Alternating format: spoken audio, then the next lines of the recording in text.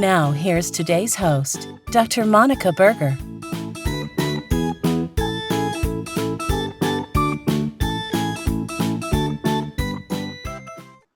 Hello, everybody, and welcome to ChiroSecure's Look to the Children show. I am your host for today, Dr. Monika Buerger, and I am beyond excited to introduce you to my beautiful guest today, Dr. Susan Quam-Weinstein, but in my heart, she's a doctor of chiropractic because she's so brilliant and so well versed in what we do, and has an amazing pulse on the neurological component of what we do as chiropractors. So I am beyond excited for her to be here today. I want to thank ChiroSecure for giving us the opportunity to bring this information to you and to make a change in the lives of children across the globe. So Susan, thank you so much for being with us today. Well, I'm so excited to be here. Thank you for including me on your show. Oh, I was so excited. Now, a little bit about Susan. She is a retired elementary school teacher of 17 years, but is still a school teacher at heart. She won Teacher of the Year award, not just for her work actually in the classroom, but also for her contribution to her school district as a whole. And today she is the founder of Beyond Paper and Pencil, which I absolutely love that title because it is beyond paper and pencil, right? Right.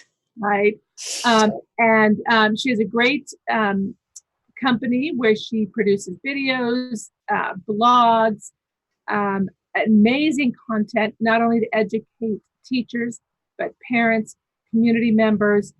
She works closely with different organizations, different entities, and targeting their market audience. But I've had the opportunity to speak with her one-on-one on several occasions. And she is a children's advocate. She's a teacher, a parent, an advocate for children across the country. And her heart is absolutely amazing. And her mission is absolutely amazing.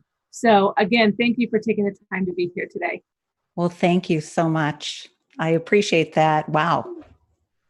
Let me ask you, what made you move on beyond the classroom? Well, that's a great question, Monika. And I'm going to answer that in a way that will best benefit your viewers, the doctors, because I know that the challenges they're facing are very similar to the challenges I faced in my classroom. Pretty early on in my teaching career, I developed a neurological model for behavior and learning that addressed the challenges that my students were having, and really our nation's children, with 1 in 5 children suffering from a mental health disorder.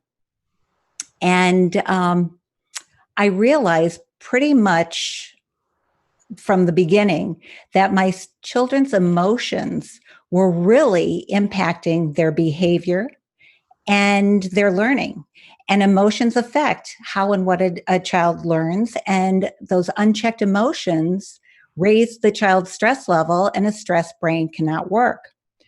So knowing that the emotional center of the brain, the amygdala, when activated, and we know the number one source of activation is fear, and that could be through yelling, teacher yelling in the classroom, a parent yelling, isolation, negative facial expression, body motions, creates anxiety, depression, and aggression in the children, but it also shuts down the areas of the brain that are so important to learning because the child's in survival mode, fight or flight. I kill the tiger or the tiger eats me, and you become the tiger. So there's no short-term memory, working memory, long-term memory, attention, motivation, or learning going on. Absolutely. Are you sure you're not a chiropractor? A wannabe. Trust me. I leave that to the experts. So knowing that learning is a function of multiple parts of the brain working together, in my program, I had to find a way to suppress the amygdala and at the same time activate the areas of the brain where learning takes place. activate the prefrontal cortex, short-term memory, working memory, hippocampus, long-term memory, attention, motivation, and learning. And what better way to do that than by activating the cerebellum? Now, just because the cerebellum makes up only 10% of the brain's weight, it offers a big punch. Over half of the neurons are contained in the cerebellum. More than 40 million nerve fibers run through the cerebellum, those information highways, and the cerebellum processes information received faster than any other part of the brain. So, activating the cerebellum, how to activate the cerebellum. Oh, I've got a little sound here. The greatest amount of feedback, I'm going to turn that sound off. The greatest amount of feedback to the cerebellum is through the muscle spindle and Golgi tendon. So every time there's joint movement, flexion, extension, you fire the muscle spindle and Golgi tendon, and the cerebellum is fired. And I did that through movement in my classroom. I did a lot of educational movement. We danced ABCs, numbers, you named it, we danced it. I also created an app for structured movement breaks in the classroom. And doctors are activating the cerebellum through the muscle spindle and Golgi tendon through adjustments and manipulation. So the next challenge was, how can you best get your message across to the parents? How can you inform, engage, educate, and ultimately get those children under your care? Well, I found out that I was not speaking the same language as my parents, my teaching peers, or the school leaders, activating the cerebellum, suppressing the amygdala. I did not speak that language. They did not speak that language. Let's put it that way, the same language. And I was not speaking their language. And I think that your viewers, the doctors out there, are experiencing similar challenges. By speaking Chiro speak, parents aren't really understanding. It's not speaking parent language. You're not getting that amazing message across in the way that parents understand and patients understand. And if you don't get your message across, you're not going to get the buy-in, and you're not going to get the parents to bring their children in to be treated by you or become your patients. Right. So I found a solution that, since we are visual species, visual beings, the best way to get the message across is through visuals. Oh. I'm sorry, was I not speaking? Did I turn? You weren't hearing. Oh, I'm so sorry. I turned off my volume, so I wasn't hearing you, Monika. So if you were asking questions, I apologize. No worries. I find your work so fascinating. I think the reason I clicked with you so much as a chiropractor is because you speak chiropractic. And I just found your presentation is absolutely beyond beautiful. So for you chiros out there, she is speaking what we should be speaking to our patients in our community, especially when we talk about that input from the muscle spindles to the cerebellum, etc. So I just wanted to throw in there that as chiropractors, when we do an adjustment, we are able to fire that information into the cerebellum, which is so critical for then controlling that sensory input. And actually, I call it a three-brain circus, or a three-brain loop. The cerebellum will regulate the frontal lobe, which you talk about in regards to memory, attention, etc. And then the frontal lobe will regulate the limbic system, or that amygdala. So I just kind of wanted to throw that power punch in there, how what you're presenting is exactly what we do as chiropractors, but then you bring it home and facilitate, you help us allow that adjustment to be even more of a punch, more of a impact by backing it up with movement. And I find that just so fascinating. Oh, well, thank you. Thank you so much. And I apologize for turning off your volume. It's okay. My moving character had its little musical background, and I thought I didn't realize it turned you off. I'm sure people want to mute me all the time. Oh, never, never, never. So we were talking about really the best way to get the message across in a language that parents understand, that patients understand, is by using visuals. And that's through the form of video, because 65% of our population are visual learners. And the power of video, visuals are processed 60,000 times faster in the brain than text. And a 60-second video has the same learning power as 1.8 million words of text. And videos on Facebook are shared 12 times more than links and text posts combined. So if you're really showing your videos promoting on Facebook, I mean, you're getting your message out to millions. Wow. Now let's see how often or how much your videos are being watched, because hours spent watching videos daily on Facebook, more than 100 hours a day are spent watching videos, and on YouTube, more than 500 hours. So, but it's not just any video. It's a video that gets your message across through the language that your audience speaks, your parents speak, your patients speak. So Monika had asked me to create some videos for her. And today we're going to showcase one of those videos that speak the language that your patients speak. Welcome to Developing Minds Weekly Tip. Is your baby developing normally? There are specific infant reflexes, known as primitive reflexes, your doctor looks for to determine healthy development. Watch until the end for information on possible problematic signs to look for in your child's development. Today, we will look at the symmetrical tonic neck reflex, STNR, referred to as a crawling reflex, and helps the infant's body divide in half at the midline to aid in crawling. The STNR is elicited when the baby's head is flexed or bent forward. The influence on tone causes its arms to bend and their legs to straighten. When the head is extended or bent backwards, the influence on tone causes the baby's arms to straighten and their legs to bend. The STNR is present briefly after birth and then reappears around 6 to 9 months and should be integrated when the baby is approximately 11 months old. Some signs of retention of the STNR include poor muscle tone, poor eye-hand coordination, poor concentration in sitting still, poor gross motor skills, and difficulty reading and writing. Remember, early detection and intervention play a key role in allowing your child's nervous system to heal at its maximum functional level. Contact your family chiropractor today to help your child experience healthy development.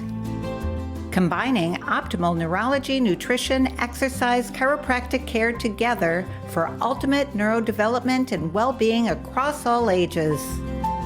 To learn more, connect with us. And that is Developing Minds Weekly Tip.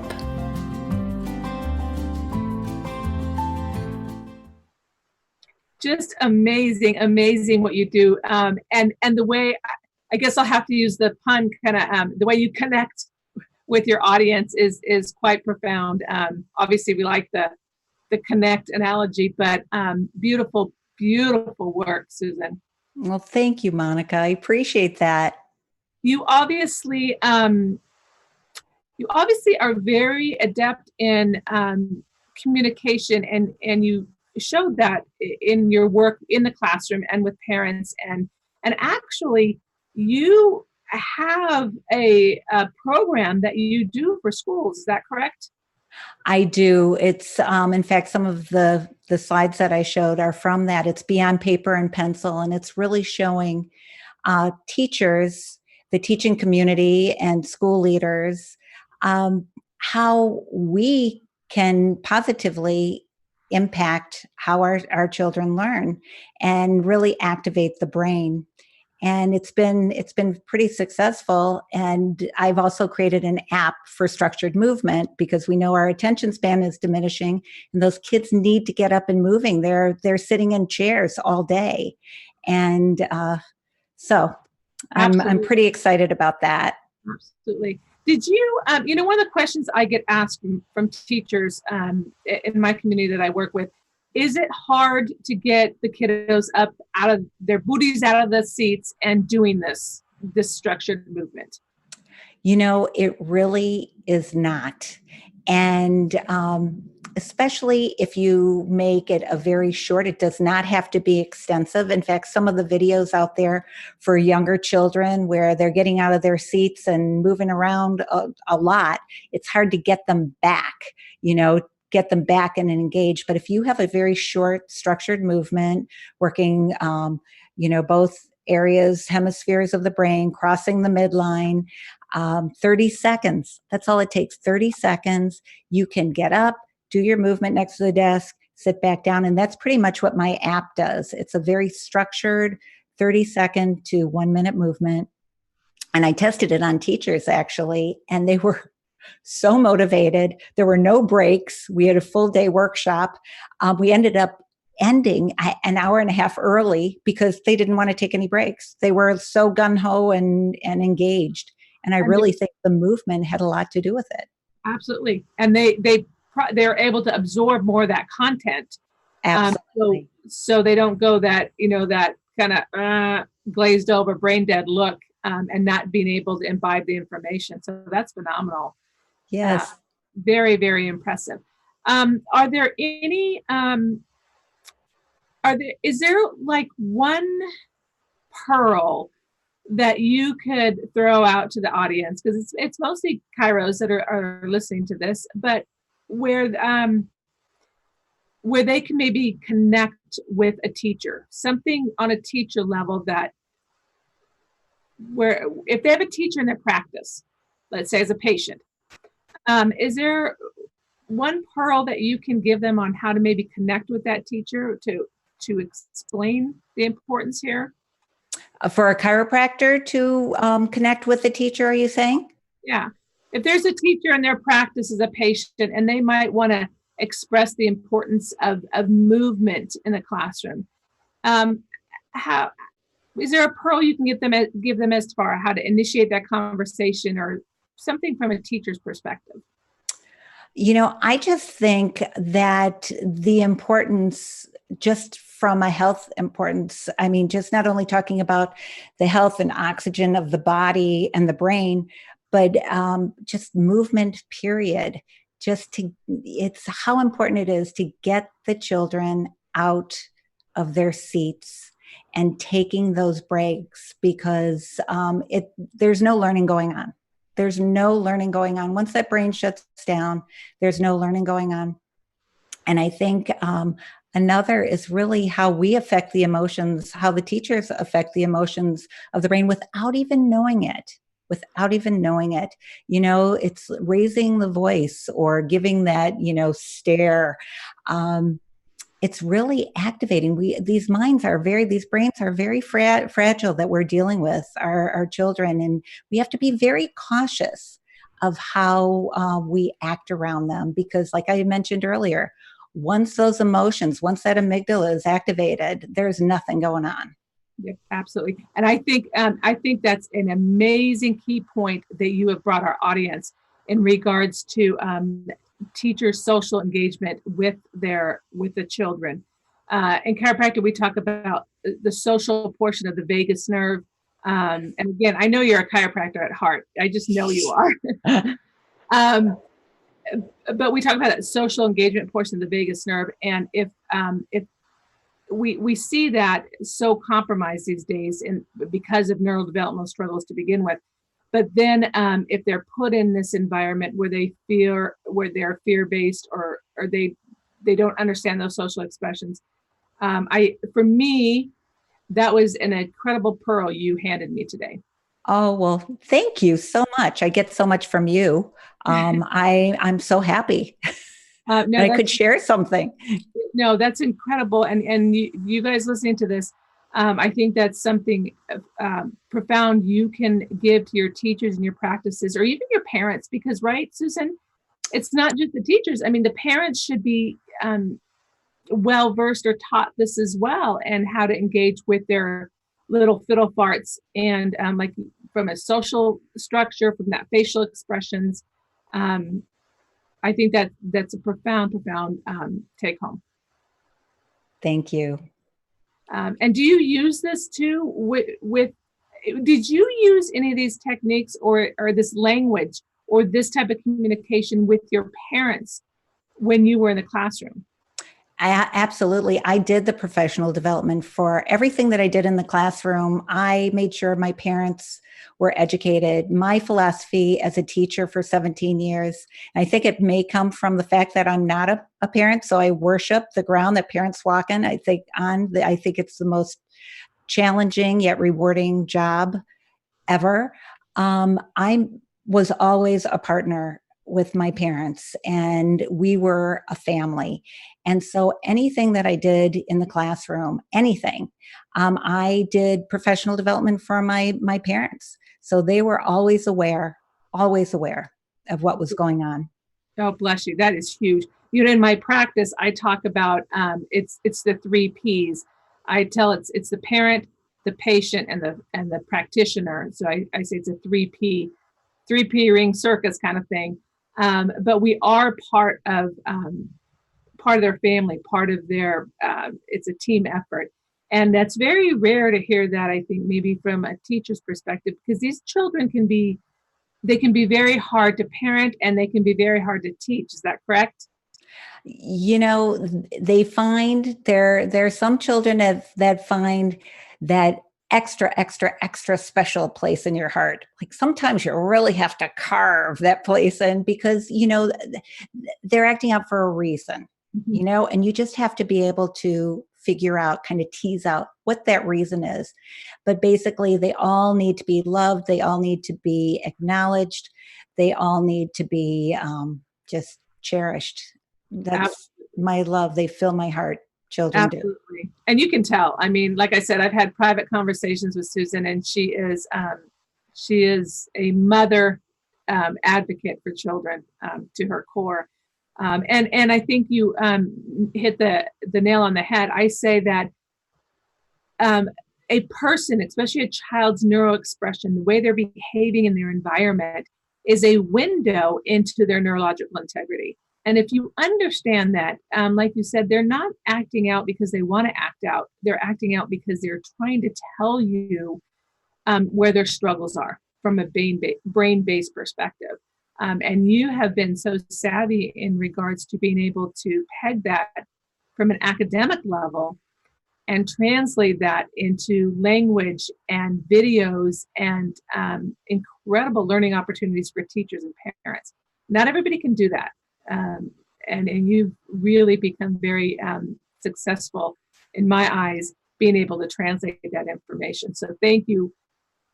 From a chiropractor and a practitioner's heart, we need people like you to make the words understandable for our parents and teachers. Well, thank you, Monika. And believe me, I appreciate all that you do and that your viewers do, all the doctors out there. Well, we're in this together, and hopefully those listeners out there will be seeing more of Susan out there, creating some more incredible stuff for us to use for our communities and our teachers. And any last minute pearls or wrap ups that you would give?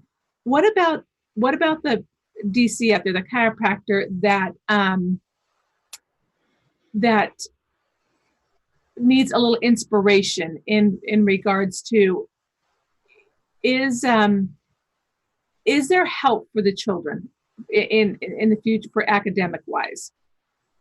Oh, I truly believe there's help. And I've seen it in my classroom, how my test scores, how their behavior, how happy they were just by, activating what seemed to me to be pretty simplistic, but just it blew everybody's minds how these children were excelling. So it's not that challenging it can be done and can be done very easily. Just get those kids out of their chairs. Booties out of the seats, right? What is that? The booties out of the seats. Get booties out of the seat. In my classroom, 50% of my classroom were standing stations. I gave my students, the option. If they wanted to sit, they could sit. If they wanted to stand, they could stand. And it was really surprising how many children chose to stand. They needed to be active. They need to be moving. And if a child is, going back and forth in their feet while they're standing, they're not considered the behavior problem as a child who's rocking back and forth in their chair, possibly tipping over. So, just get the kids up. Get them moving. Are you finding the schools being more accepting in this paradigm? I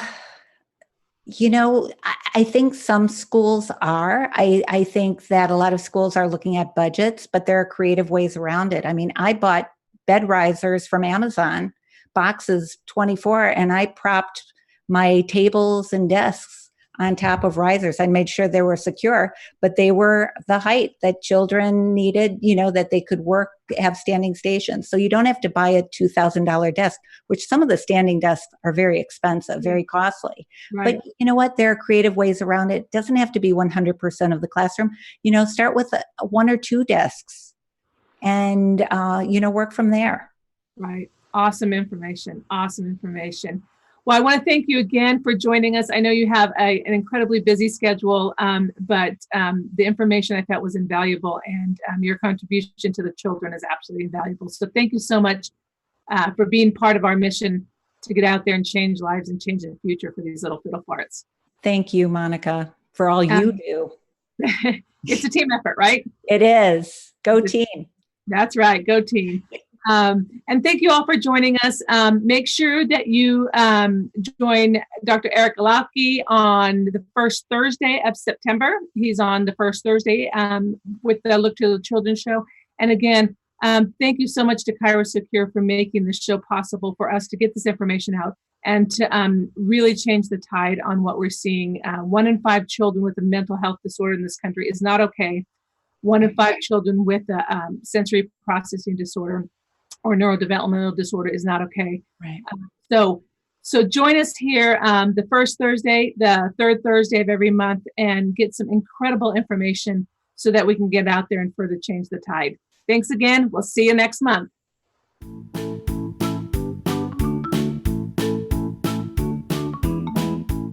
Today's pediatric show, Look to the Children, was brought to you by ChiroSecure and the award-winning book series, I Am a Lovable Me. Make sure you join us next week, right here at the same time. See you next week.